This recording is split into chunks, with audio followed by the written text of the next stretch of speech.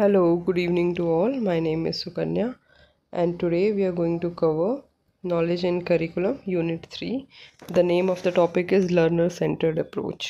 तो हम देख लेते हैं क्वेश्चन कैसे आता है। इस क्वेश्चन के अंदर ये मोस्टली 4 मार्क्स में आता है, बट ये 16 मार्क्स में भी आ सकता है, तो हम इसे पूरा 16 मार्क्स के लिए ही प्रिपेयर करते हैं।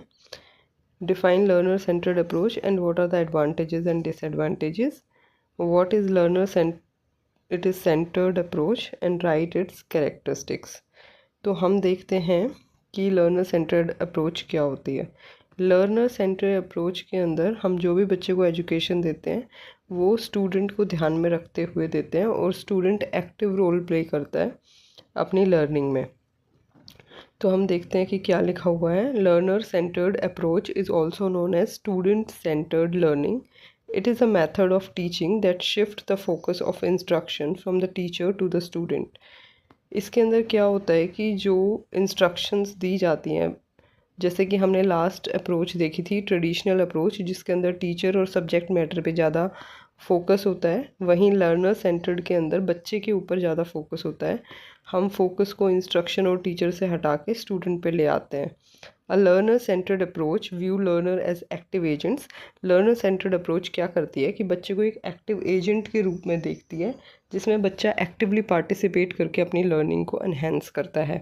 दे bring their own knowledge, past experiences, education and ideas, and this impacts how they take on board new information and learn.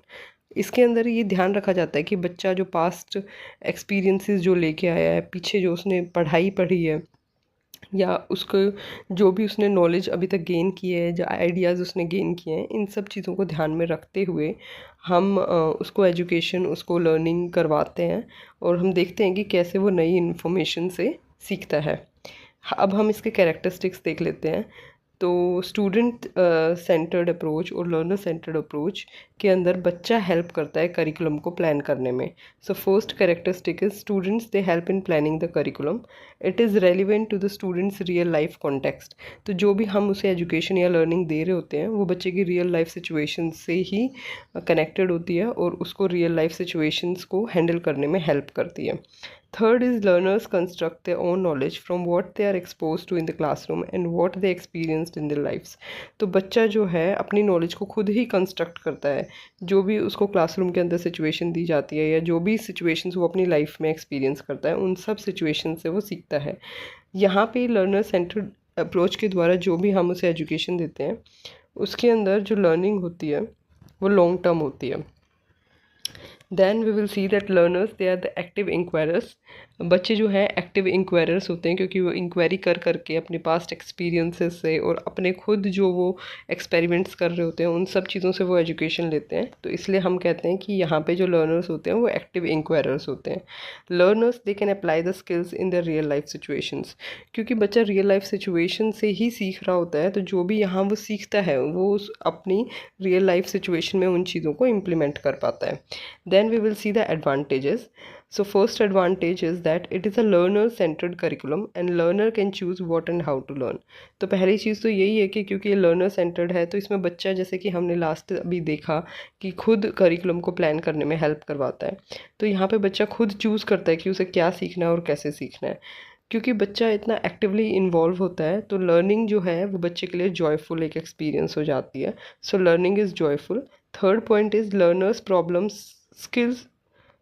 Problem solving skill increases. तो बच्चा अपनी लाइफ में जो प्रॉब्लम्स आती हैं उनको सॉल्व करने की जो स्किल्स हैं वो उसकी इंक्रीज़ हो जाती हैं. It gives power to the learner. बच्चे को पावर और कॉन्फिडेंस फील होता है क्योंकि वो खुद ही कर करके सीख रहा होता है. Learning is long term and permanent. इस अप्रोच के द्वारा बच्चे को जो भी एजुकेशन दी जाती है उसके अंदर जो उसकी लर्निंग होती है that is long term and permanent. Learner can apply the skills in their day to day life. तो जो भी बच्चा सीख रहा होता है वो अपनी डे टू डे लाइफ के अंदर अप्लाई कर सकता है. अब हम इसके कुछ डिसएडवांटेजेस देख लेते हैं. फर्स्ट डिसएडवांटेज ये है कि it is difficult for the teachers to set balance between the competing needs and interest of the student. देखो, बच्चे का इंटरेस्ट और बच्चे की नीड्स दोनों को बैलेंस करना ये टीचर के लिए थोड़ा सा मुश्किल काम हो जाता है.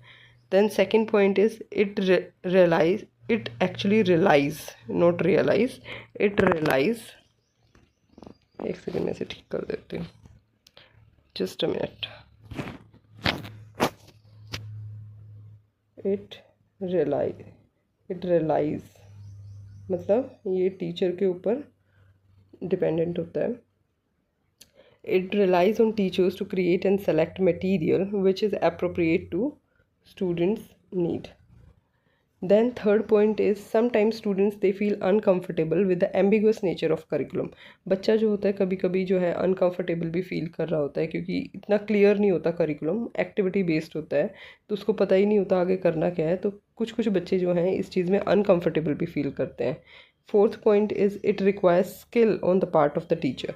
तो इस अप्रोच के अंदर टीचर के पास स्किल्स होनी चाहिए क्योंकि वो खुद मटेरियल लेके आएगी, खुद सिचुएशंस क्रिएट करेगी जिससे बच्चा जो है अपनी चीज़ें सीख सके।